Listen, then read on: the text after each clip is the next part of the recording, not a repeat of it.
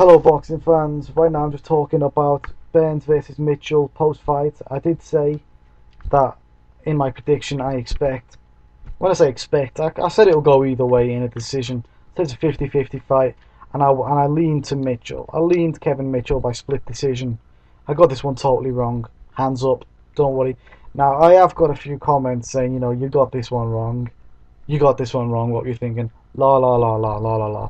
Obviously all these people don't post videos themselves.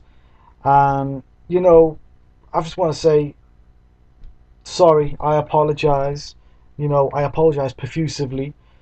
I get them wrong every now and again. Even a boxing god like me, I get them wrong. So I've just got to say, I couldn't have predicted this one. I could have never allowed myself to predict Ricky Burns by knockout in the first 4 rounds. I just couldn't see it. Because if you look at it on paper, it's just not logical to me. I never thought that he had the ability to knock him out so early and so dramatically, in terms of he was such a heavy hitter in this fight. I'm going to go into my round by round. Don't worry, it won't take long. Round one, I gave to Kevin Mitchell. It was a good round for him. It was his only good round of the fight, really. He had a strong jab. He was very consistent with it, and in the end, they did get into a scrap where I could understand if you gave it to Ricky Burns through that scrap. But I always thought that Kevin Mitchell gave as good as he got in terms of the scrap. So I thought, just for the jab, a few clean shots, I'll give it to Kevin Mitchell. Round two, yeah, obviously Ricky Burns with this one. He had a great work rate.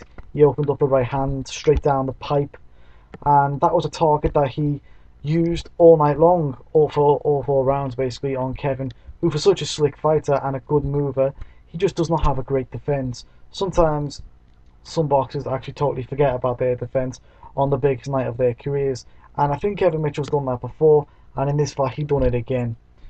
Round three, another thing that I've got to point out was obviously Ricky Burns. He was the much bigger and much stronger guy in the ring on that night. He was able to bully his opponent around the ring throughout the whole fight, throughout the 4 rounds, and he was landing some good shots, some good clean shots, like the right hand straight down the pipe. Obviously Kevin Mitchell needed to make a few adjustments, which he didn't do in round three, which was another big round for Ricky Burns. Realistically, you could see in this fight that it wasn't really going the distance in terms of just the round three. It pretty much said sooner or later there's going to be a bomb landed either way.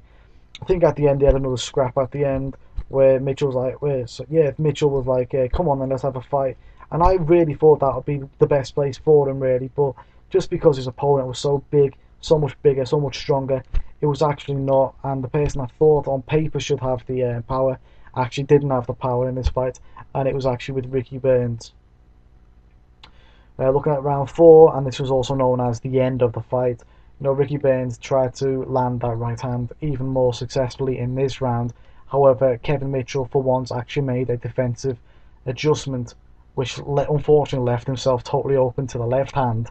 And against the guy who throws a volume of shots, he should have realised that there's going to be a left hand coming in here sooner or later, and obviously he didn't. The left hand came in and he got dropped. I'm not sure if he dropped his man again. I think he did. I was actually watching 2 fights simultaneously at the same time. What else was I watching? I was watching Frampton and his total decimation over the Canadian guy, Molotov. And yeah, I was just skipping between both of them, looking at them. I had them, Windows 7 style, snap. And either one, snap. I had them both in the middle. I showed everyone on Twitter, that's how it's done, pirate style. And really, that's what happened. He was bullying his man around the ring, throwing the bigger, more hurtful shots, and Mitchell went down. Or with 3 seconds to go, the referee stopped the fight.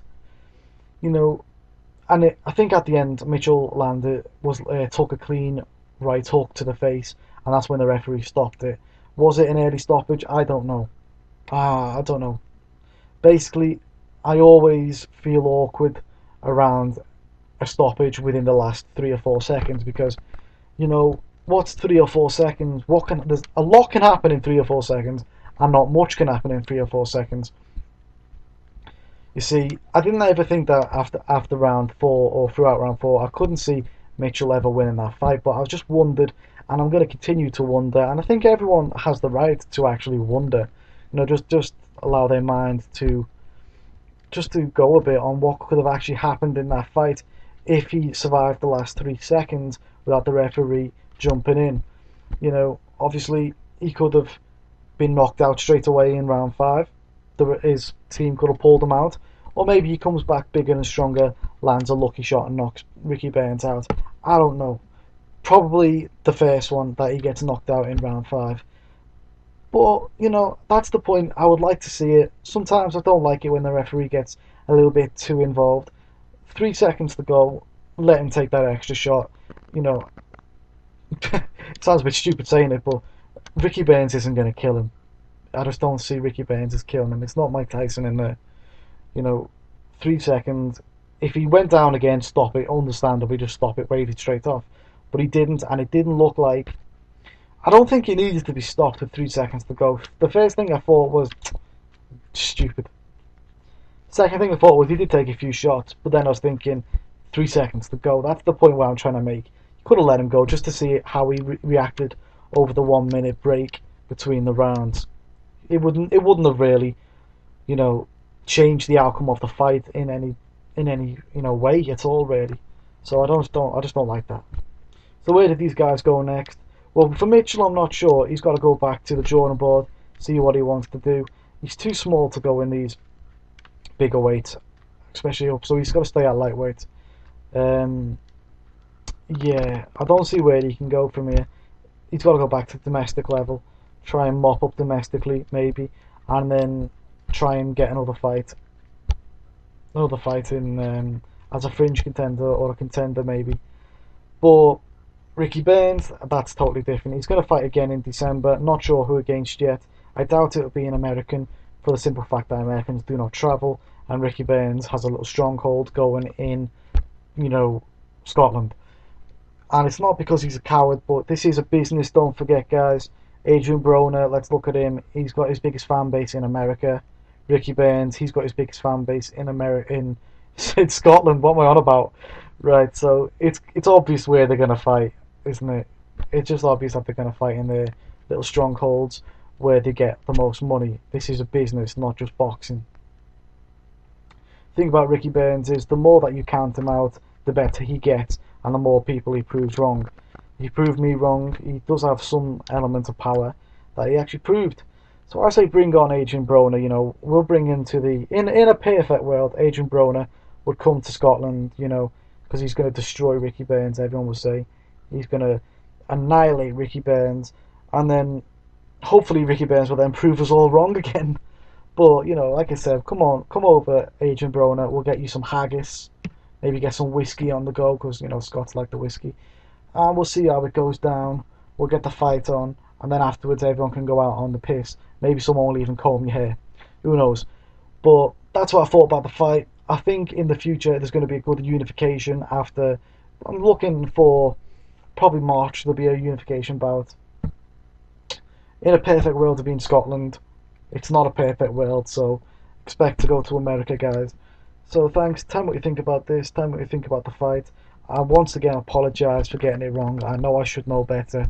I can only say I'm not God. I'm not God. I'm the closest thing to God, I understand that. I'm a beautiful man. But, that's all I can say. That's all I can say, guys.